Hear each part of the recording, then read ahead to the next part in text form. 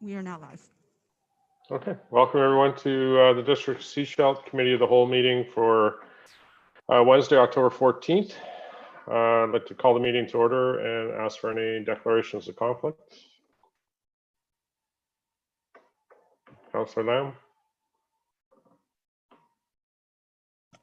Yes, 5.1. Oh, what? Councillor Lamb, I think you're fine for this meeting. I'm fine. Yeah. Yeah, I think I'm good for this meeting. I'll move adoption. Okay, so any seconder for adoption of the agenda? Seconded, all in favor? So moved. Over to item 3, appointments delegations. 3.1, Mr. Stanfield, the Executive Director of Sunshine Coast Regional Economic Development Organization. Wonderful. Thank you very much, everyone. I guess I didn't check in on my volume. Is everybody hearing me just fine? You're good. Fantastic. I was told at a meeting last night that I've developed a softer persona lately and don't speak up enough, so I will do better because I couldn't move my mouth any closer to the microphone. So what I'm going to do now is share my screen with you. I've brought with me just a very short presentation to give you an update on where things stand with Scredo for all things recovery that hopefully we can use as a bit of a jumping off point for some conversation. Can folks see what I'm looking at now? Great. And so again, Colin Stansfield, Executive Director for the Sunshine Coast Regional Economic Development Organization. I'm very pleased to be joining with you today. Here to chat really about who we are and what we've been up to over these last many months, and to use it, like I said, as a jumping off point for deeper engagement, but just sort of became aware that it's been a while since we've checked in. I think I've spoken with so many of you in different committees and forums outside of here, but it's important that we do check in these more formal settings. So Scredo, for anybody who isn't familiar or doesn't quite remember, an arms-length nonprofit society contracted by local governments on the Lower Sunshine Coast. Through dedicated programming, consumer campaigns, and public policy interventions, we seek to build a sustainable, thriving, and diverse regional economy. We signed our first service agreement back in 2017, covering 4 years between 2017 and 2020, and so that we're just coming to the end of that first term. But back in January, we signed a renewal of that service agreement that will carry us through from 2021 through 2025. Key elements of our mandate, all aimed at encouraging a strong economic future for the Sunshine Coast, but we have workforce development and education, traditional business retention and expansion programs. We lobby on matters of shared regional interest, or at least we have the ability to do that. I think sometimes that's a strength that we ought to figure out how to leverage insofar as we are arm's length. We're all about attracting business investment, particularly a style of investment that fits with the communities here on the market and helps us to achieve our regional priorities. Development and new resident attraction, information collection, and then working collaboratively on key regional facilities and infrastructure. And so it's in many ways a bit of a boilerplate ECDEV mandate, but also it leaves a lot of leeway in there for us to be able to pursue whatever is most important to our local governments and to our local communities. Some folks have adopted this saying now, the before time, all things pre-COVID. And so pre-COVID, there were some signature programs and collaborations that we were working with, and I've highlighted just a few of them, but Business Roundup, where we connect with our local chambers of commerce and the Downtown Business Association and talk about coordinating our efforts, sharing information, trends that we are seeing, really just making sure that there is a coordinated effort to advance the interests of our local economy and business community. Our Fuse community work hubs, we operate 3 locations now, one in Gibsons, one in Seashell, and one in Pender Harbor. We stayed open throughout the pandemic, though not charging any of our members because many of them were choosing to just stay at home, but recognize that with things like closing libraries and community centers, with coffee shops not being available for folks to come in and use free Wi-Fi, there was a need for people still to engage in their economic livelihoods. And so we opened our doors to them while ensuring that we had all sorts of safe operating procedures in place.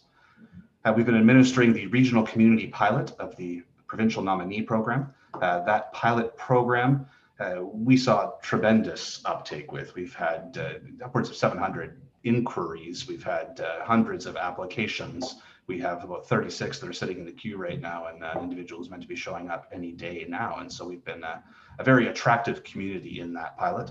Sunshine Coast Advantage was a piece that was focusing on how we deliver customer service excellence here on the Sunshine Coast. It was just kind of getting its legs under it pre-COVID and sort of hit pause and redoubled our efforts on our business community during these past 6 months, but now there's been some discussion with the BC Chamber of Commerce on similar programs. Voice Lab, we've been very proud to incubate and support their efforts, and so I've thrown a plug up on the side of the screen here for the All Candidates meeting happening this Thursday from 7 till 9 p.m. I think a really important one for folks to tune into, because it is going to be coming from that perspective of our younger population here on the coast, but also considering elements of this recovery that are so important in perspectives that have been somewhat pushed to the side or marginalized when we think about racialized communities and how they have fared, when we think about gender and it's the different ways that gender has manifested throughout these recovery efforts. The Coast Innovation Lab, where we are working with Community Futures and the Community Resource Center, and are looking to go into the House of Clans building with a very cool and exciting space that will be all about remote work and collaboration and building those opportunities for new networking and thinking about what does innovation economy look like on the Sunshine Coast. And then we do sit on the board of the Coast Workforce Housing Society, which is just one of a few different housing initiatives that we participate in, including the Seashell Housing Advisory Committee, as well as we were sitting on the steering committee for the Regional Housing Needs Assessment that I gather you get to have the presentation from right after me. And so I'll keep speeding along so you can get to the juicy material there.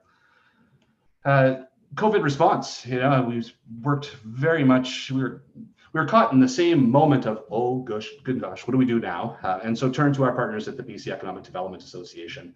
And really it was all framed through this notion of emergency response. And the line that really jumped out was just recovery begins at the moment of impact. And so immediately recognizing the need for coordination and collaboration, we took the best practice then from the Economic Development Association, as did many communities across the province, and established a economic recovery task force.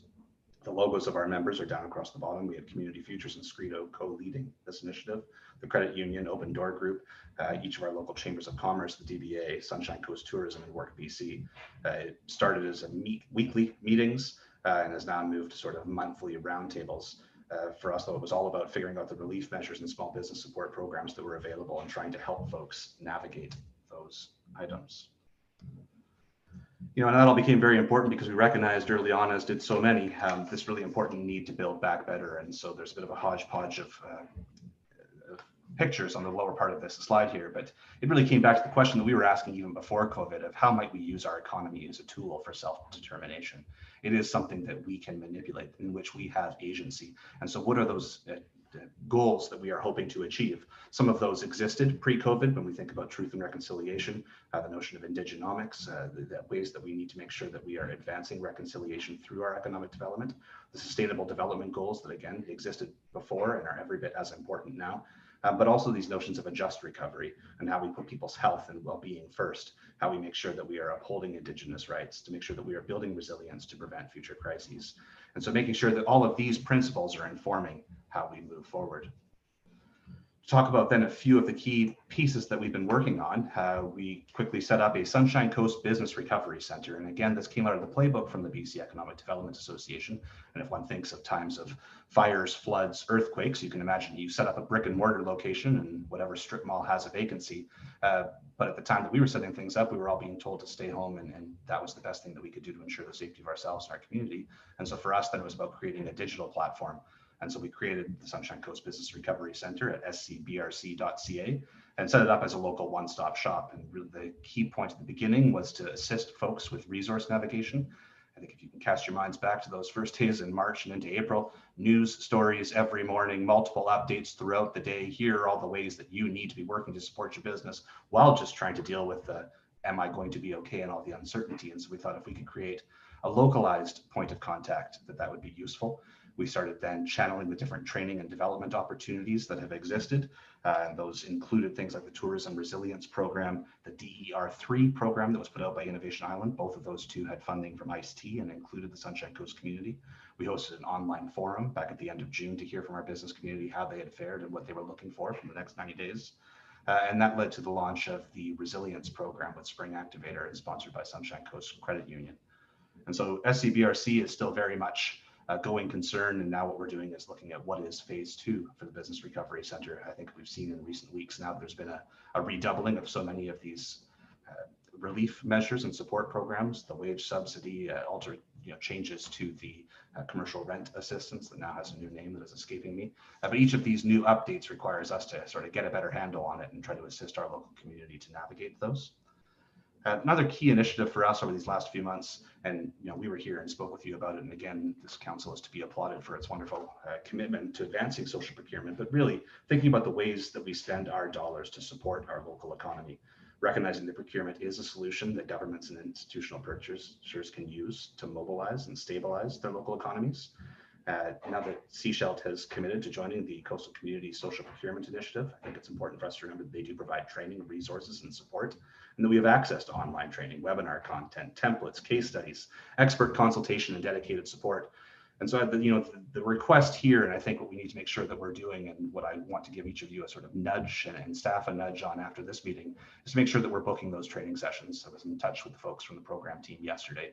And they've agreed that at any time that we're ready, they can come to the coast in person or virtually and host those 101 and 201 sessions for local elected officials, as well as staff, to make sure that we are leveraging, I think, this fantastic program.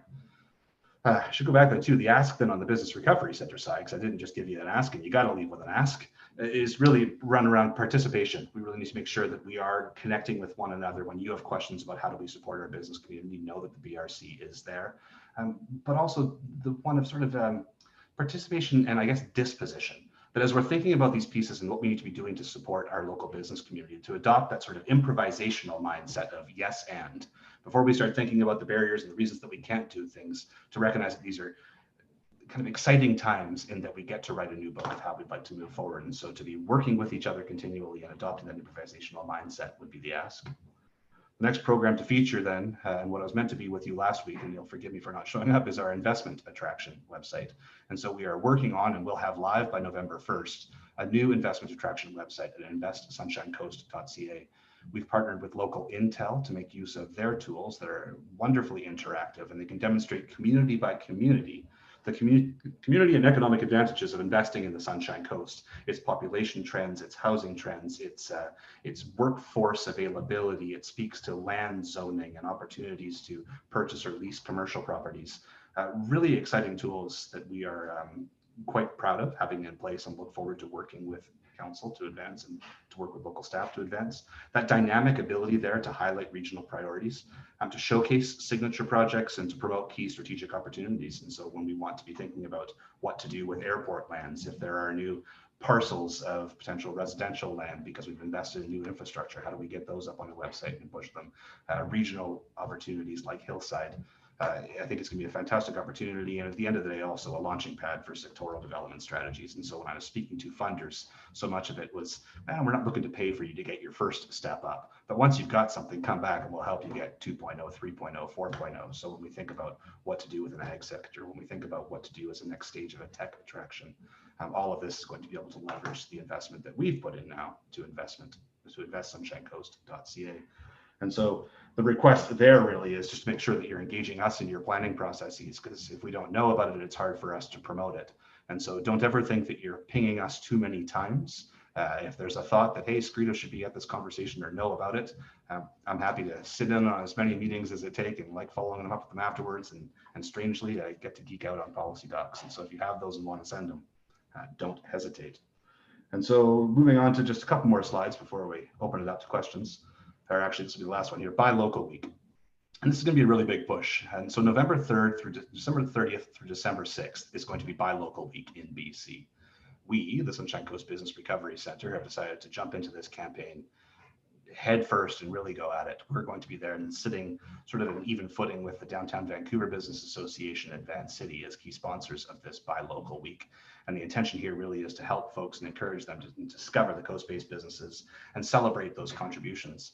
We think about the fact that the holidays are going to look a little bit different, but we do know that a lot of money is spent during the holidays. This year in particular, we're going to have more folks staying home who perhaps may have snowbirded in other years. How do we make sure that they're aware of the opportunities to engage in whatever amount of gift giving is possible for them in their unique circumstances, but really to understand the incredible contributions that local businesses make. And so the ask on this one, and I don't know how exactly we go about it, but I think showing up at this committee and figuring out how we go to council is to have a proclamation of BC Buy Local Week. That's going to happen in the city of Vancouver. It's going to happen at the province. We would love to see that happen in each of the governments here on the Sunshine Coast. And so with that, I feel like I've been talking nonstop for the last 7 or 8 minutes as quickly as I possibly could, but I'll take down my screen share and really open it up to questions. All right, thanks, Colin. Appreciate all that information. That was great. Council, anybody have any questions or comments? Over to Mayor Seegers. I have a list, so you guys just jump in whenever you're ready. The PMP program. Yes. So I know that's been around for a while. It was a pilot program. Is that done? Is it still moving forward? Yeah, I know I've heard about it again recently, but I don't know what the status is. Yeah, and so that pilot program was set to expire in March of 2021. And so it is still open and they're prepared to bring people into the queue. One of the challenges with it, though, in being a fairly typical government pilot program, not a lot of flexibility in it. And so we were forced at the very beginning to pick some very unique NAICS codes, industry codes. And so with 5 or 6 of them available, we've started to fill each of those. And you get to a point where it's, we already have 6 or 7 different educational programs that have gone to the province. We have a couple of different online marketing agencies. You start to see the same thing again and again. And so there's some conversation about, well, how many more of these do we need to take? Also, the challenge has been that we've been really inundated with these, whereas other communities are dying to see them. And so inside of those narrow opportunities for investment, we are already quite full now with applications. And do they still represent the highest and best priorities of our community? And I'm not entirely sure that they do. And so it's there, but I think that most of the conversations that we've been having with potential applicants have been pointing out that the traditional entrepreneurship stream is also still available. And it's really only a matter, perhaps I shouldn't say only, it's a matter of about $150,000 difference in terms of the capital that you need to have on hand and be investing in your business. And so the program is still live, to answer your question most directly, but it is certainly in its last days. And then you said there are 36, sorry, I'll just follow up on this. The 36 who have been qualified, etc. Yes. What does that look like? And how does the travel restrictions that are now in place impact that? Right. And so what it looks like is that they've submitted applications that clear the hurdle of the program requirements. And so that means that you have a certain language proficiency, you've put in a business plan that satisfies at least a semblance of feasibility, but not necessarily viability. So it goes to a next stage of screening at the province, that you have sufficient capital on hand, and that you have an appropriate background in terms of your professional resume for the business that you're putting forward. And so really the community consultation piece is only the very beginning of it. How that relates to the travel ban is that one of the requirements of the program was that you engage in a community visit. And so you travel first from wherever your current home is to the Sunshine Coast and see exactly where you're coming and meet with local organizations. We haven't hosted any meetings since April. The program quite quickly put itself on pause, recognizing that international travel in many ways just wasn't possible, but also probably wasn't meant to be encouraged. We have a couple folks now who are wondering about, there were only 5 applications that were left in our queue in need of a community visit. 2 of them have reached out and said, we see the opportunity to travel now. And so we just have them working with provincial and federal liaisons to say, what does that look like and how might it work? Councillor McLean. So just following up on the PMP program, Mm-hmm. Do you have any metrics of success? Like, do we know how many investors were linked up with businesses on the Sunshine Coast? Yes, and let me follow up with you with very specific answers. But the nature of it really wasn't you were connecting investors to businesses on the coast. This program was about coming and starting an entirely new business. And so things that we can brag about, we had the very first one that cleared all the way through the process to being welcomed to come and visit community. And we have, I think, 3 more that are fairly close to that process. And so certainly we have seen more success than the overwhelming majority of participants in this program. If one was to suggest that there was a second place, I suppose it would go to Squamish. And so perhaps not surprisingly, those 2 communities that are participating who are closest to the Lower Mainland saw the greatest amount of interest from abroad. And so I think when we speak with the provincial staff who are managing this program, they show us off as being a wonderful example of success. I think if we're being honest, proximity plays the biggest part in that, because when you hear from other communities from, say, the northeast corner of BC, when you hear them talking about what success looks like, success for them is we have one family move to our community and start a business. Well, we've seen such a massive exodus from the Lower Mainland that it's not like we're in desperate need of families to come here and start a business, but it is certainly something to be celebrated that we are providing opportunities for folks who feel like those aren't afforded to them where they're at home. So I will follow, long story short, I'll come back to you with numbers on exactly how many we've moved through what stages and relative to other communities. Okay, I asked that because I remember when this program started, and here at the District of Sechelt, we were just like, we don't know what to do with these applications. We talked to Scredo, we got Scredo on board, and we wouldn't have been able to do this if Scredo didn't exist. So I think that's really significant achievement. As Scredo has been able to step in and serve that role of the local liaison and really bring these investments into our community and starting up new businesses. So that, well done on that. Well, thank you very much. We've been pleased to do that. And, I think I look forward to coming back and sharing so many of the learnings that then this program yields as a whole, because I think one of the things that jumped out quite quickly, particularly when you were jumping on calls with the PMP team, they'd have a team of 7 or 8 bodies asking how folks were doing in communities, and most of the communities were offices of 1 or 1.8, and you started to realize that really what they were doing was downloading a lot of the first screening onto communities for stuff that were really provincial hurdles. And so we're pleased, obviously, that Scredo could take that burden off of local government, but there is probably some suggestion that where it rightly belongs is back with the province until they've determined that potential candidates have actually surpassed their own entry requirements. All right, back to Mayor Sears. Thank you. So let's move on to the chambers. Yes. So prior to COVID hitting, I know that Scredo was instrumental in having, supporting their gatherings of business members. I forget what they called them. Business Roundup? Yeah, something like that. Something like that. Yes. And given we have COVID happening now and their meetings are only happening via Zoom, is that something that Scredo is still supporting, or are they kind of on their own? What does that look like? Yeah, I think with so many things, when it comes to the chambers, we offer our support, but recognize that, we don't have any say over what they do.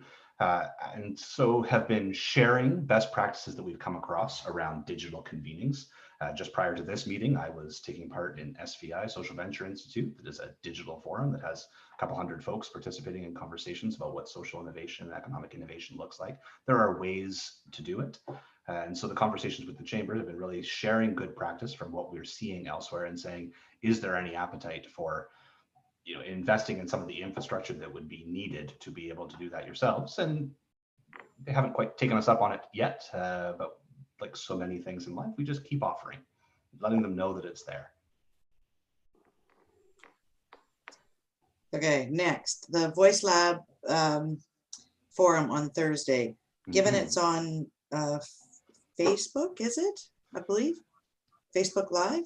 Facebook Live will be carrying the Zoom call, I think, if we were talking about the actual platforms that are being used, but Matt will jump in if I'm getting anything wrong, I'm sure. So I'm assuming that because that's a platform, it will be available after for people to actually view. Okay, good. Yes. Good. I can't be at that. That's awesome. Yeah, and the other thing I think that should really be celebrated in that is the Voice Lab has done a fantastic job of connecting with other youth organizations on the coast. And so recognize that it ought not to just be Voice Lab that is putting forward its own questions, but rather that it is a sort of focal point for so much youth interest and other participants on the coast. And so Voice Lab is the brand that is bringing it forward, but really it does represent a broader coalition of sub 40 voices. Mm-hmm. Okay, I think this is probably my final question. Staffing of Scredo. I mean, given the volume that you're tasked with, you're the face and only employee at this point, I believe. What are the plans for going forward? Yeah, and so what we've done so far is that we bring in contractors for specific parcels of work as they can be parsed out. The conversation now going forward is how do we start to think about the strategic versus the operational and continue to do our best not to build out an office just for the sake of building an office, but recognizing that we need to have the right bodies and minds applied to the right tasks. And so giving some considerable thought to the fact there is a need for a lot more community engagement. How do we manage that well and deal with the communications that flows from there? There is a really pressing need for more research and research that can be done at a regional level that, again, I think can lighten the burden on some local governments who start to see that duplication of effort. But at the same time, I think that we can see how local governments are doing a fantastic job of it lately when we think about the daycare needs, the childcare needs assessment, when we think about the housing needs assessment, when we think about regional growth strategies. The way that local governments have taken on individual leadership and collaboration of broader geographic pursuits is something that we would like to be able to think about how Scredo can support that. Okay, I guess I have one more question then. Perfect. When do you put together your next strategic plan or a review of your strategic plan? And when could something like that come forward to us as a council and maybe the other governments as well? Because we need to know how we can support each other in moving things forward.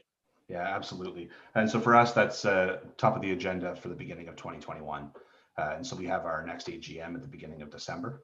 And at that point, we'll be bringing some new blood onto the board. And so then having done a pretty good wholesale change of our board in the last couple of years, and with now myself in place and as the first executive director, we can start doing more of that long-term planning for this 5-year renewal. And so we were set to be doing all of that over these last few months, but it added to the list of things that changed in the wake of the pandemic. All right, I think I'm done. Thank you. Thank you. Anybody else? All right. Thank you very much for your time. Yeah, thank you all very much. And just to point out, Tom is our liaison from council on our board. And so feel free to give him nudges or any bad feedback you've got about me, but also if you have questions, he can relay them to me. And so thank you all for your time. And I do look forward to chatting with you again soon. Perfect. Thank you. Thank you. Okay, on to 3.2. Looks like we have Matt Thompson on the community housing side and Sarah. I don't see Sarah listed. And Sarah Ravlich is unable to attend today, so I'll be presenting. It's all about you then. It is, I guess, yeah. I will be doing a screen share as well for our short presentation. And then Matt, sorry, your earphones or your when you speak, it kind of buzzes a bit. Yeah, we're good. Is it? Okay. Yeah. I can. How's this? Is it?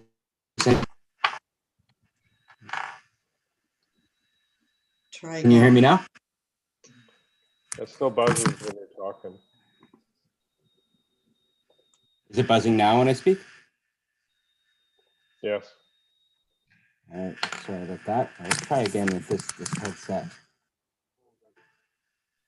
I'll hold it, but I don't know if it's the scratching. Is that any better or is it just bad? No, we might have to live with it.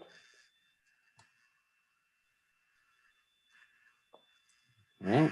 So apologies. Sorry, I haven't had this issue with this headset yet. Is it? Can you hear me okay, or is it not easy to hear what I'm saying? No, we can hear you okay. It's just there's a buzz in the background when you speak. Okay. Like a rabbit speaker. Okay. If you can wait a minute, I can try to find another headset, but I don't want to hold the meeting up. Sure, we'll take a minute if you want. Okay.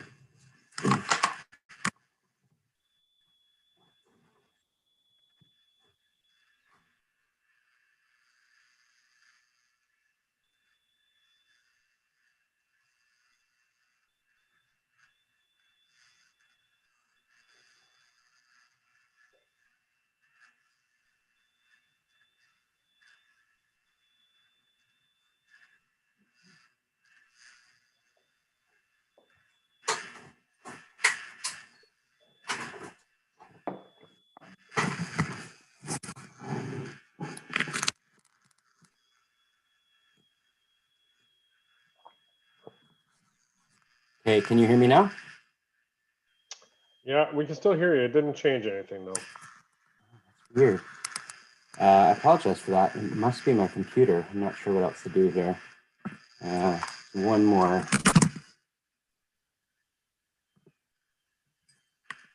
Can you try changing your microphone source? The little arrow beside the mute button? Yeah.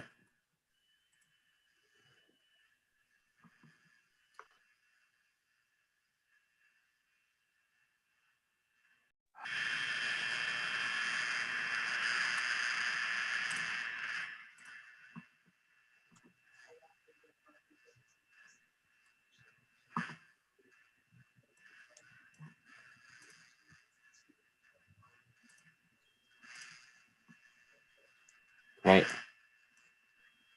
Can you hear me now? Yeah, it hasn't changed anything. There's still a buzzing feedback though.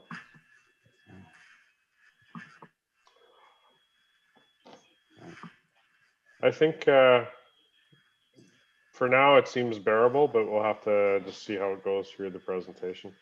Okay, I just tried switching one more time, so let me know if that's changed. But okay, so apologies for that. I will try to keep it short so you don't have to hear too much buzzing.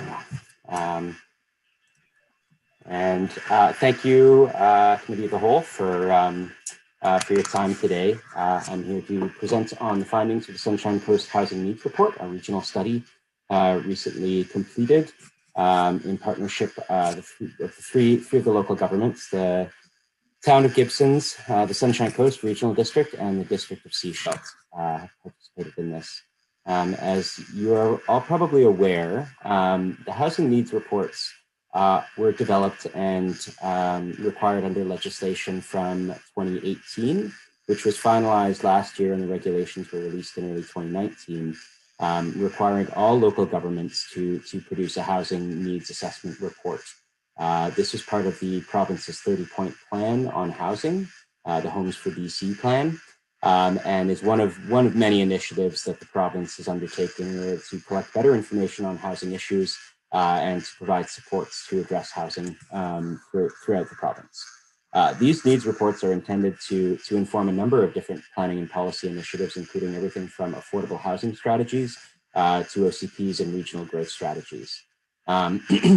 They can also be used by nonprofit housing societies to support funding applications, as whether it doesn't matter whether you're applying to BC Housing or CMHC, a demonstration of housing need is required for funds.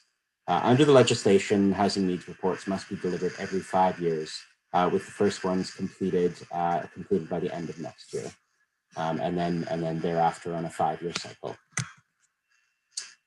So in terms of using the results, this report is intended to identify a number of things, including the housing needs of specific groups, especially those most vulnerable to housing issues in our community, including seniors, young families, lone parents, and individuals who may have developmental disabilities, mental health issues, or physical accessibility issues. We're also, the report is also intended to better understand how our current housing supply meshes with our current and future housing demand, so what we can anticipate from the future, and thereby understand where certain housing pressures, including especially affordability pressures and housing gaps, may occur. We also have built in housing projections that identify possible future needs, including the quantity and type of housing. So really what these reports aim to do is identify the who and the what of housing. So who may need housing, or who may be experiencing housing issues, and what may be those housing issues, but not the how of how does local government address it. And just to kind of point to the future, the next phase of this project will actually look at best practices in local government action on housing, with an intention to provide a policy report to the town, the district, and the SCRD, recommending future action for each of the 3 jurisdictions partnering on this project, as to what they might be able to do to support further action on housing. So the report itself views housing through the lens of the housing continuum, or this graphic here is actually known as the housing wheelhouse in Kelowna, where it was developed. And what it shows is the different kinds of housing that we consider when we look at kind of a healthy housing system. That is market housing, which makes up the large majority of our current housing. And that's not unique to the Sunshine Coast. That's fairly typical right across the province and the country. But then also those types of housing where supports are provided, and those may be financial supports through subsidies or other long-term supports, including supportive housing, assisted living, or housing with wraparound supports for individuals that need assistance in kind of living independently. And then finally, we have the safety net up at the top, which includes both emergency shelters for individuals experiencing homelessness or vulnerable to it, or women and children fleeing violence, and short-term supportive housing for folks who are getting back on their feet or may need short-term supports. So all three of those kind of large areas, the safety net, the housing supports, and the market housing make up what we would consider kind of a healthy housing system. And the reason that this is graphically depicted as a circle is to show that really we move throughout it over the course of our lives. And so the traditional housing continuum makes our movement through different types of housing appear linear, where the end goal is ownership. But in fact, ownership can and certainly should be a goal for many. But you know, it changes. The needs of our housing needs change over the course of our lives, depending on the circumstances that we face. And so having a variety and a diversity of housing is absolutely necessary to having a healthy community. So just a bit of background on the project itself. We launched the project in January of this year, with data collection being the first order of business, which occurred from sort of February to May, with then kind of an overlapping community consultation period, which was intended to launch fully, largely in person in April, which was also when we were under lockdown due to COVID.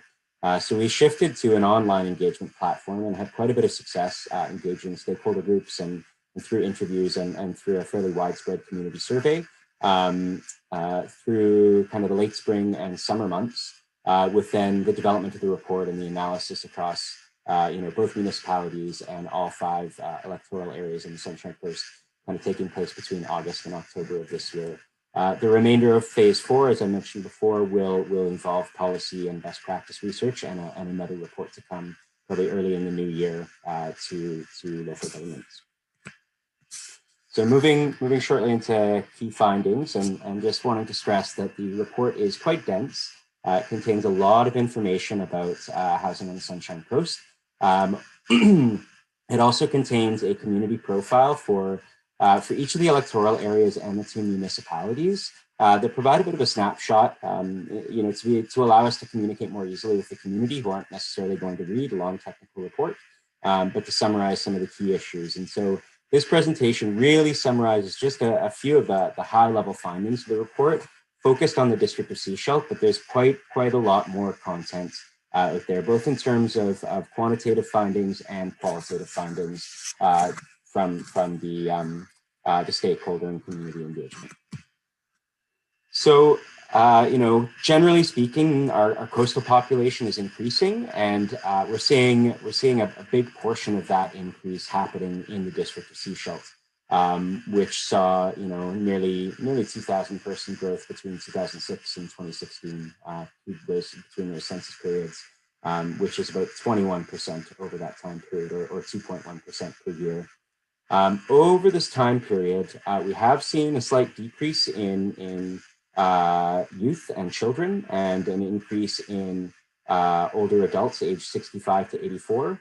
However, we also heard through some anecdotal evidence and through our engagement that Sechelt, as well as some of the other communities on the Sunshine Coast, including Elphinstone, Gibsons, and Roberts Creek, has seen a more recent influx of population, including younger adults, young families, children, and youth in the period since the last census.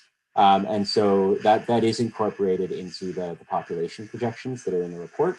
But of course, that will be updated in 2021, and we anticipate seeing kind of an influx, I think, as the previous presenter mentioned, folks leaving Metro Vancouver and coming to smaller communities has certainly been something that's been raised time and again here in the engagement that we've done here on the Sunshine Coast. So overall, generally speaking, the median household income across the coast has grown over the last 10 years, or 10 years between census periods. The median household income for Sechelt was slightly lower than most of the other communities on the coast, just shy of $60,000 for all households. That's quite a bit higher for owners and quite a bit lower for renters. So renters, the median household income for renters was about half of the median income for owners. That's not atypical for communities across BC. Generally, renters rent because they can't necessarily afford to own, and owners are able to own precisely because they tend to have higher incomes. When we break out incomes by different household types, Again, not surprisingly, couples with children have the highest median income in Sechelt, while non-census families, that is mostly individuals living alone, but also some folks living with roommates, and lone parent families will have the lowest or do have the lowest incomes. And that's simply because of the likelihood of non-census families are typically 80 to 90% individuals living alone or outside of families, and lone parent families are single income families as well. So we would expect to see them earning less than a couple with children where there's a two income potential. However, what this may also point to is that they're less than half because they may be working more service-oriented jobs towards the lower end of the income continuum. Another note about the local economy in Sechelt is that most workers do live and work in Sechelt, or sorry, most workers who work in Sechelt also live there and work within their community, as opposed to some of the more southern communities like Gibsons and West Howe Sound, where we see a little bit more commuting, particularly to the lower mainland. So some more statistics that probably are not surprising to council, which is that the large majority of homes in Sechelt are single detached, 3/4 of them. 18% were other attached dwellings. That is some multifamily in kind of a low density form, and 5% movable dwellings. This does not capture, I want to note, the top bullet doesn't capture the more recent trends towards multifamily, which we see at the bottom. Since 2015, 32%, or about a third of the building permits that were issued were for multifamily dwellings, and 68 were for single family dwellings. So we're seeing a bit of a tilt of the balance towards more multifamily, both townhome and sort of condominium or apartment style in Sechelt. In terms of the size of housing in Sechelt, over 60% of units had 3 or more bedrooms, and only 11% of units were 1-bedroom or studio units. However, over a third of the households in Sechelt were 1-person households, and so this is a trend that we see across many of the communities on the coast and other communities, which aligns or coincides with our aging population, and that is that older adults, whether they're living on their own or as part of a couple, may have a larger home than they strictly would be required to need under the national occupancy standards. And there are a lot of reasons for that. They may want to age in the home that they've had for 30 years. They may purchase a home on the coast and want to be able to host guests or host their family. And so, it's not necessarily to say that just because they are a couple or an individual, they shouldn't be living in a 1-bedroom, but it does point to a potential for more small units. And we do see that, particularly in the rental market, there's typically very, very little or nothing available at the studio size, and then not always much available at the 1-bedroom size. When we think about ownership in Sechelt, we want to think about kind of what's affordable for a median earning household that's buying into the market now. And so this chart, which is in the report, shows kind of affordability. If you were a median earning household of different types, of different family types, would you be able to afford to buy into the market now if you're a first-time buyer? So not necessarily taking into account if you've sold a previous home, or if you've left the Lower Mainland and sold a home elsewhere, or if you have assets, but if you're a first-time buyer, can you enter into the market? And the answer is that for couples with children, again, those sort of 2-income families, yes, housing is affordable in Sechelt. Although, you're hitting right up against the affordability threshold of 30% of your income towards housing if you're buying a single detached home. Townhouse leaves you with more room, and an apartment, again, leaves you with more room again. Although we know that there aren't many sort of family-sized apartments. They're not typically built. So, but single detached and townhomes both within reach of a couple with children. Couples without children, less affordability there. Apartments are kind of the closest, but worth flagging that a lot of older adults who may be looking to purchase are probably already selling an existing home, and so may not, may be able to kind of actually step down from a larger home into a smaller home. So where we see the real crunch is in the lone parent families and non-census families. And what the figures are showing us is really that currently, even if you're a median earning single parent, if you're trying to get into the market, you're not even able to buy an apartment without a significant affordability gap. And of course, we need to remember that fully 50% of the lone parents in Sechelt earn less than 60,000. So that 60,000 mark is the midpoint in terms of income.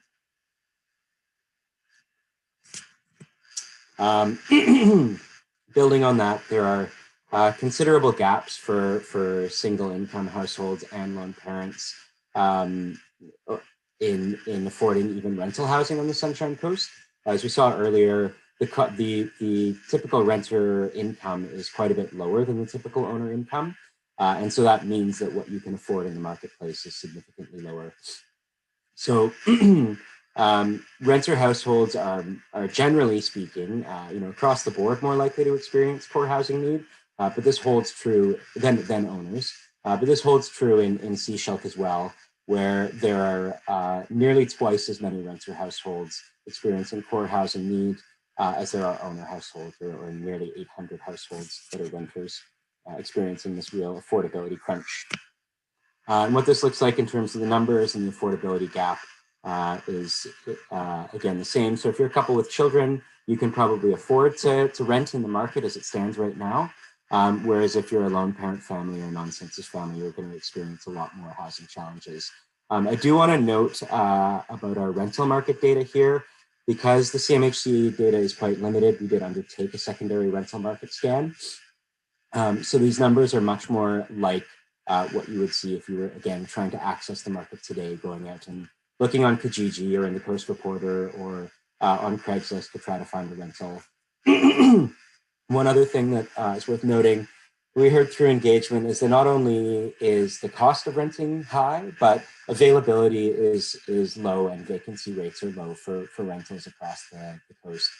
So it's hard simply to find a place, let alone to find an affordable place. Finally, in terms of vulnerable groups and households on the Sunshine Coast, we have information from 2018, the point-in-time homeless count, that showed nearly 60 individuals experiencing absolute homelessness. We know that this number has both increased and that it does not capture hidden homelessness. And I will say that hidden homelessness is certainly something we see more in rural and small communities where individuals may be living in significantly subpar housing, or camping in the bush, or living in a fifth wheel on somebody's back lot that would not be counted by the census, nor would they be counted by a point-in-time count methodology. So we know anecdotally that the numbers of people who are vulnerable to housing, to real housing issues are much higher than this, but they're not necessarily counted as kind of being visibly homeless or present in our shelter system. In addition to that, according to BC Housing, there were 560 households that were either in some form of affordable housing or receiving some form of subsidy, and that the majority of these were seniors across the Sunshine Coast. Finally, based on our stakeholder engagement, we identified a number of groups that have few or no housing options. There is no dedicated youth housing on the Sunshine Coast. There is mental health housing, or there's supportive housing now for individuals leaving homelessness or vulnerable to it in Sechelt, and a new planned development set to open, I believe, in December in Gibsons. There's only one low-income family housing development currently on the coast in Sechelt, with another one planned for Gibsons, and then also a sort of third stage housing for women and children in Sechelt planned as well, but those are both in the planning or development stages. And finally, I think our demographics alone, despite the planned Lions housing development or expansion of phase 3 of Green Court, our demographics speak to a need to really consider seniors as we move forward with housing, not just for the affordability component, but also just for long-term care or assisted living. So just to summarize some key points here, affordability has been, but remains a significant issue, and it's gotten worse since 2014-15. to the point where it's not just impacting those on the low end of the income continuum, but really impacting our workforce at this point too, and the ability of employers to hire employees. Our engagement suggests that there's a high demand for rental housing, and that's in many ways borne out by the lack of CMHC data, because it means there's very little purpose-built stock on the Sunshine Coast. And we know that the stock that's rented out kind of in the private market by independent owners experiences a number of potential challenges, including there's less security of tenure because a house may be sold, and that's something we saw heavily in 2014-15, or a landlord can evict a tenant if they're choosing to take back over the unit themselves. So those are all issues that sort of plague the secondary rental market, where people rent out their secondary suites or their private homes that are not as big of an issue for purpose-built rental developments. There are limited housing options for people with physical activity limitations or mental health challenges or developmental disabilities. We know that an aging population means that we need to be prepared for a population that wants to downsize their housing, but also that's going to need more supports as they age. And despite the prevalence of single-family housing as a form of housing across the coast, we do have quite a lot of large homes on large rural lots, which tend to be expensive and are not necessarily within reach or attainable to younger families or first-time buyers that are at the same time is appropriate for them. And finally, homelessness and hidden homelessness have been a challenge for a long time, but are becoming more of a visible challenge within our communities. So that's the end of my presentation, and I apologize if there was a buzz throughout, but I hope you were able to understand me. I'm happy to take questions at this point. All right, thanks, Matt. I know for me it was bearable. Hopefully for the public gallery it was somewhat understandable. Any questions from council for Matt? Go ahead, Mayor Seegers. And then So Matt, I know you've done a number of these reports in various areas. I want to say thank you. I mean, I think we were privileged that you actually live here on the Sunshine Coast, because you have some familiarity. I know you've done some work with various organizations over the years. So you have more than just the data. You have an intimate knowledge of what's happening here. And from what I've heard from people who've reviewed the report, it's actually reflected in the report because it's very comprehensive. So given what you know, some of the, those key findings at the end, that last slide that you have, you've done this work other places. How are we different from there? And I guess one of the things I'm hearing in the community, there's a lot of homeless. Yes. I'm hearing in my circuit, in my, among the mayors, et cetera, that this is something that's showing up everywhere. Affordability is showing up everywhere. So given those findings that you put in there, what is unique about us? Or are we basically the same as everybody else and just dealing with the same stuff, right? I mean, yeah, it's a great question. So we're not, I think there's some important differences between southern and northern BC. We're doing a project in the Peace River right now, and the nature of their cyclical economy means it's more like Alberta really than it is southern BC. But what's happening in a lot of our southern British Columbia communities is we're seeing the impact of our large urban areas now out, like the affordability issues in those areas are flowing out to our smaller communities.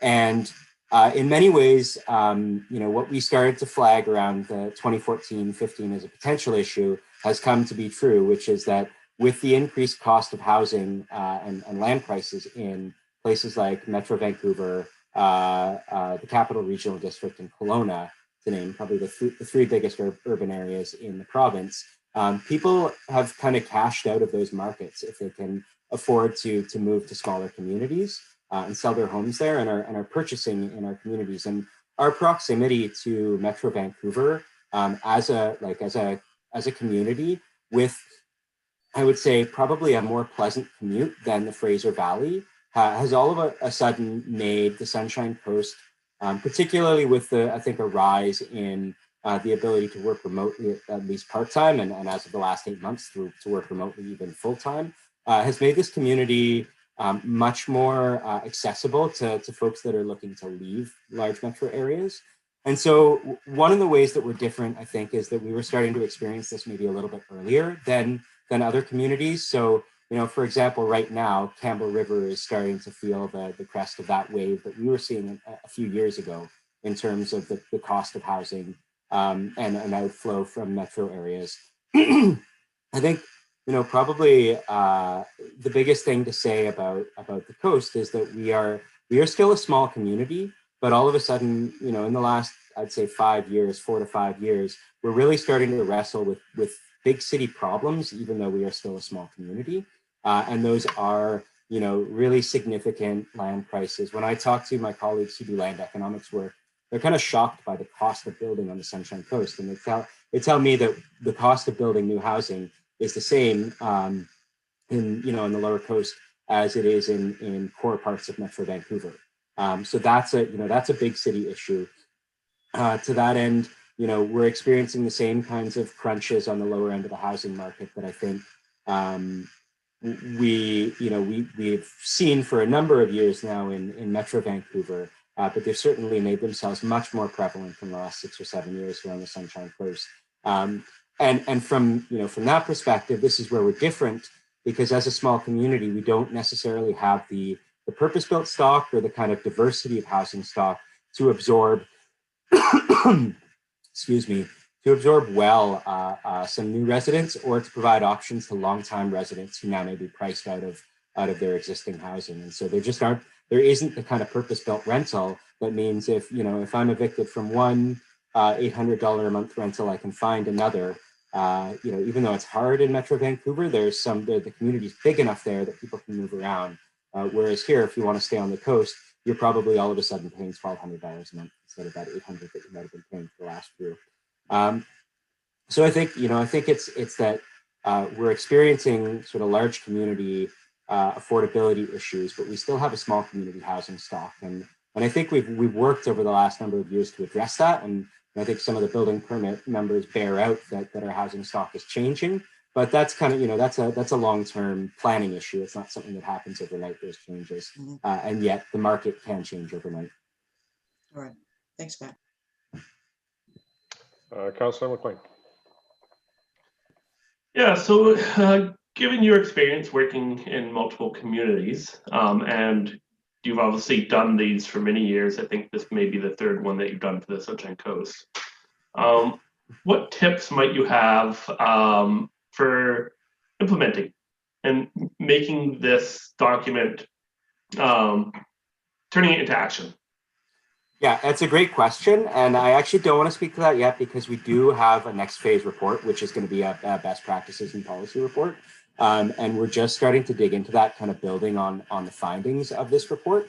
But what we'll be doing in that is looking at best practices from across the province in Canada, and then implementation recommendations, kind of what are the top 4 to 5 real impact actions that each of our local governments can take. And so those won't be kind of just region-wide. We will have a section that focuses on some recommendations for Seashelt, some recommendations for the town of Gibsons, and some recommendations for the SCRD. So yeah, no spoilers yet, because we're early in that work, and we need to vet it through some of our stakeholder process. But do know that that's going to be part of this project, and we're building on the work done to date in order to answer that question for you. Okay, I'm looking forward to that. Anybody else? Not seeing any hands. Okay, well, thanks, Matt. I really appreciate that report. That was great work. And we'll continue on. Thank you very much for your time. Alrighty, next up on the list is 5.1. So no new business items. 5.1, the housing needs assessments. And move to receive the report. Move seconded, all in favor. And over to Mr. Allen. Thank you. So given what you have heard from Matt, I'll keep my remarks brief, but I will say that this was an excellent project, well worth our time and resources. It was largely grant funded through UBCM, but it was a real great shining example of regional cooperation, collaboration. The town of Gibsons did spearhead this, and of course, District of Sechelt and SCRD were involved, heavily involved. We had a small local government working team, we called ourselves. We checked in very regularly, and we were very pleased and happy to work with Matt, Sarah, and their team at Urban Matters.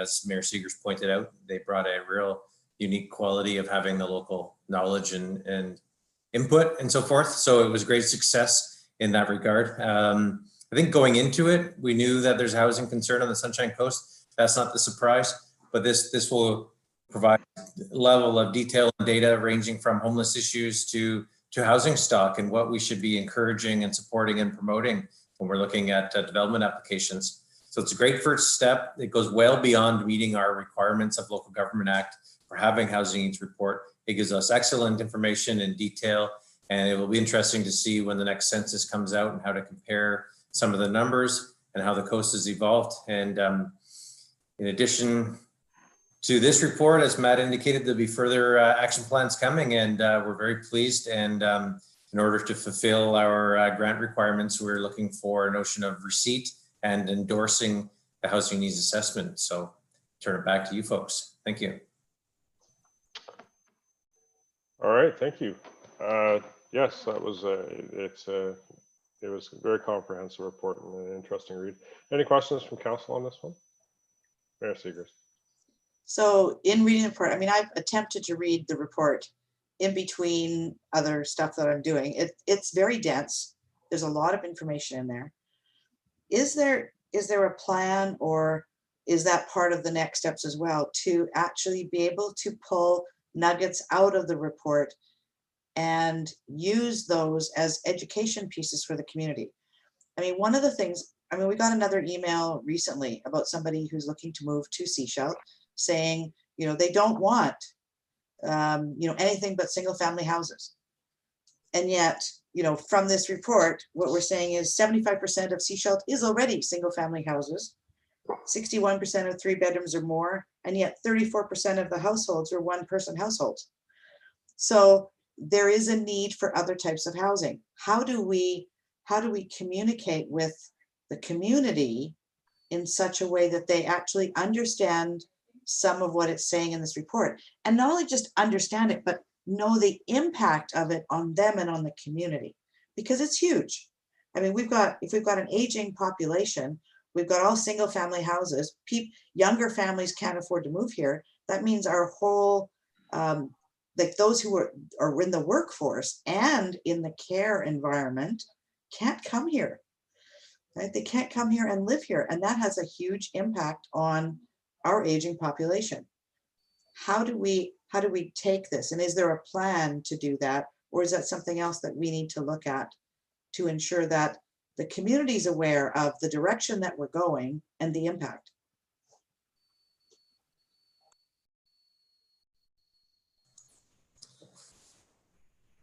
We're going to need further outreach. We're going to have more action planning meetings on this. In addition to our small local government team, there was the task force that I believe Matt mentioned, and Scredo was on there, and school district, community services, and so forth, service agencies. So it's a matter of starting with this report as a baseline, coming up with action for implementation priorities. There was engagement built into this plan, but it was, one might argue, like focused on people in the sector and the industry and so forth. And so now we want to make sure that it's broadly understood and utilized by both us here at the municipality and understood by citizens as well, what priorities are, what challenges are. So this is really an excellent report, but there's lots more to come yet in terms of implementation and so forth. And we would certainly use this report for future OCP reviews and even the zoning, which we're into at the moment and so forth.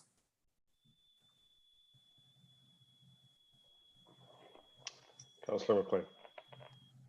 I think a similar comment to the mayor's with a slightly different spin is how do we communicate this to developers? So I think we have to recognize that private development is going to be the major driver of new home creation on the Sunshine Coast.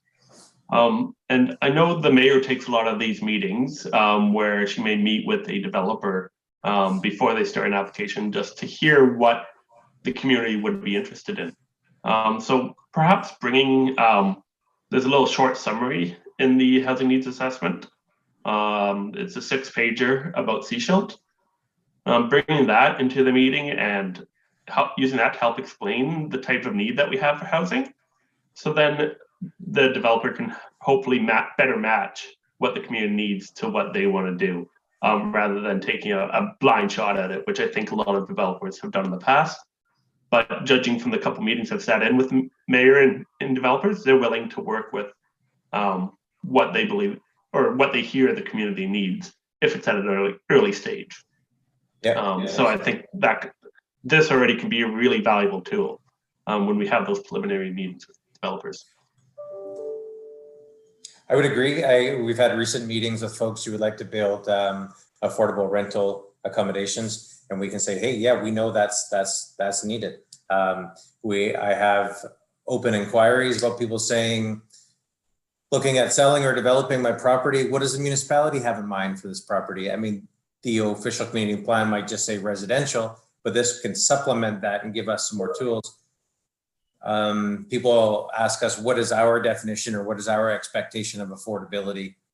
Again, I mean, this gives us modern, current information to use to reflect in our conversations with folks, both at the staff level and if you folks as council and mayor are taking meetings or even just general conversations with prospective developers. So, and to Mayor Seeger's point, it's not just developers, it's the community and the neighbors as well, understanding why we might be evolving beyond the single family model and what's driving the thought of multifamily housing in residential areas.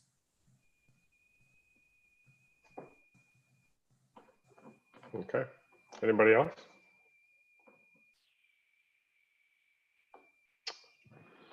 All right. Seeing none. I'll move recommendation number 2, that council endorses the 2020 housing needs assessment. Perfect. And seconded. All those in favor? Opposed? Carried. All right, thank you. On to 5.2, the municipal contract leasing multi-year plan. So this is a letter directed to our CAO. There's no requirement to move receipt of this, but do you want to speak to it, Mr. Yates? I'll speak to it. Okay. Thank you. So annually, we get this letter to send off a letter back to the RCMP about any change in the municipal side, RCMP staffing levels. And usually for us, finance usually writes a report, and usually it's been a pretty standard report where we're not asking for more people, or we're not looking for an adjustment. But this year, I know through UBCM, we had a discussion that may need us to write a different letter than we have in the past number of years. So this letter is really on here for a little bit of discussion and to find out if we're going to be sending a similar letter that we have in the past, not asking for any increases to our staffing level on the municipal side, or are we going to ask for more?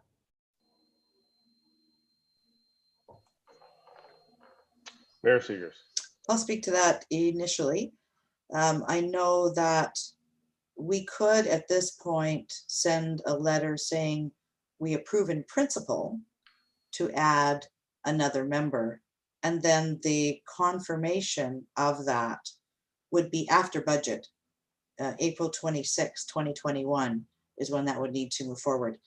When I saw this on the agenda, I actually reached out to the staff sergeant, and she was anticipating that she would have a request into the province by the end of this week, or into her superiors, whatever her chain is, whatever. End of this week, or at the latest, probably next week, and requesting 2 municipal members. And then you know, I said, well, are you still looking at, you know, one municipal member from us? And she said, that is very much a possibility. And she knows she would need to put a business case together and put that in through our budget process. So that would be forthcoming as well. So what this is initially is to allow the province and the federal government to do their budgeting around members. And then we would, like I say, we would confirm once we've been through the budget process, whether or not we wanted to move forward with that. That wouldn't mean that that would be somebody in place for next year or the year after, because again, they have to look at how do they feed it through their pipeline. So, I mean, my recommendation, you know, would be that yes, we indicate that, you know, in principle, we would anticipate adding one member, and then, you know, play out the budget process and the business case and everything else before we actually confirm one way or another.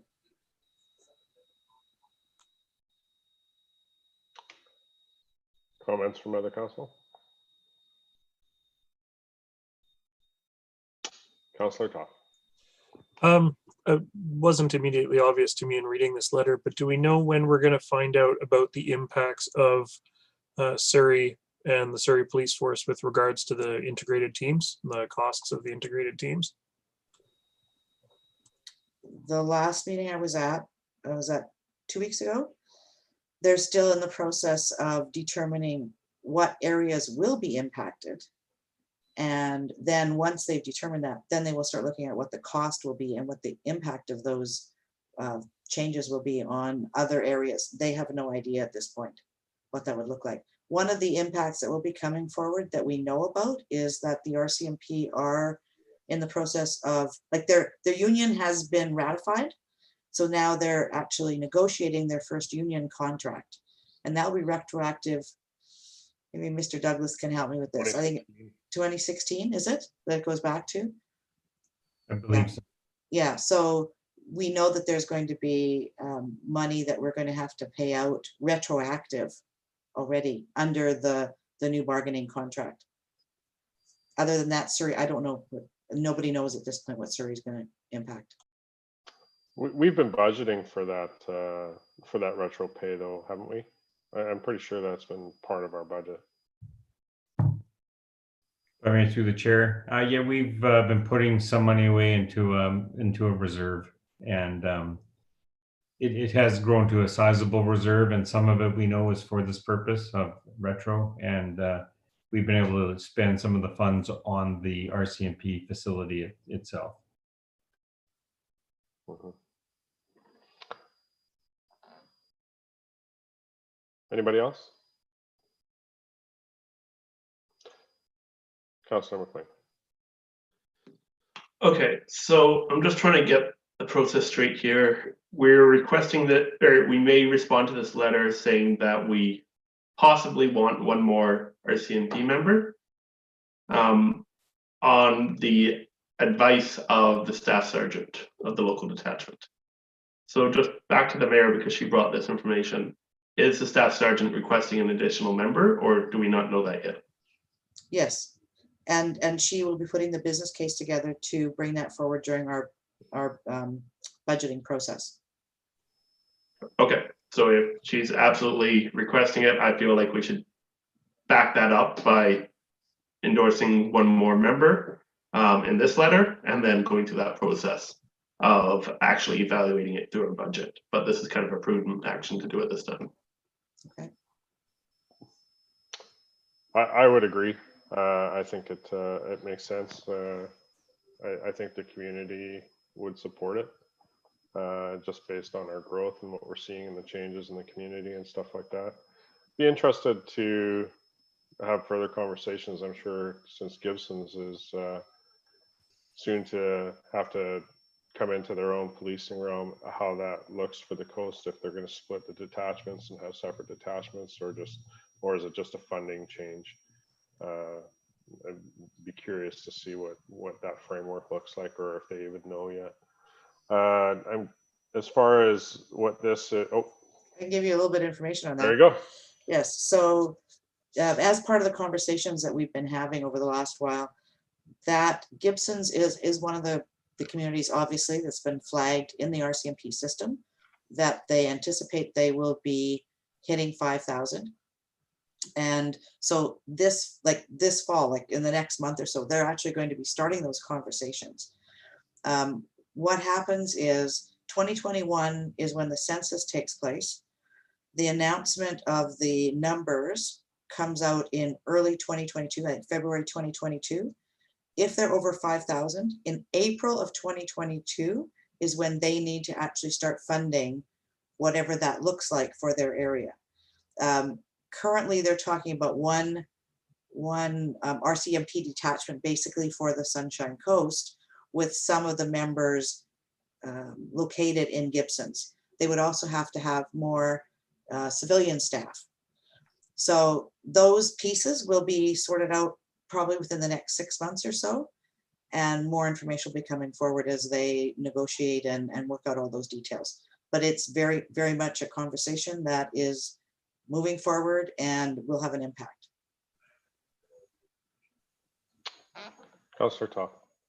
Just a follow up to the Gibson's question, because there used to be 2 separate police stations, and then they amalgamated into one in Seashelt, and then now they've got the satellite station in Gibson's again by the community center. Do we know that they have the capability of basing their staff out of that station, or is it just is it sufficient for what they're going to be doing, or is there where they're going to be continued to be based out of Seashelt primarily, or is that still all up in the air at this point? That's still up in the air. The building is sufficient. That's why it was rebuilt. So the building is sufficient for what they're anticipating, but they're not sure yet what that looks like. So one other question, I guess if the staff sergeant's going to request 2 additional officers, one for based in Seashelt, and then one, I guess, to carry the rest of the load. How is their office space doing for capacity? Do they have the capacity to take on the extra requirements? I've never asked her that. That's a good question. I don't know. Given they're actually a lot of times deployed outside of the facility, but I mean, that's a conversation that we should probably have with her prior to her coming, because she'll have to take that into account inside of her business case. Okay, so do we need to make a recommendation as far as our request here to endorse coming forward with another member in the budget process? Yes, the staff would are seeking direction as to the letter. Yes. So it would be something like the committee recommends that council approve in principle 1 additional municipal member for the District of Seashelt detachment. Okay. Is there a seconder? I'll second that. All right. All in favor? Opposed? Seeing none? Carried. Any further discussion on? No. All right. That brings us to the end of our meeting today.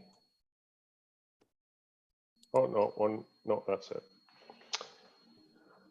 So move to adjourn. Move seconded. All in favor?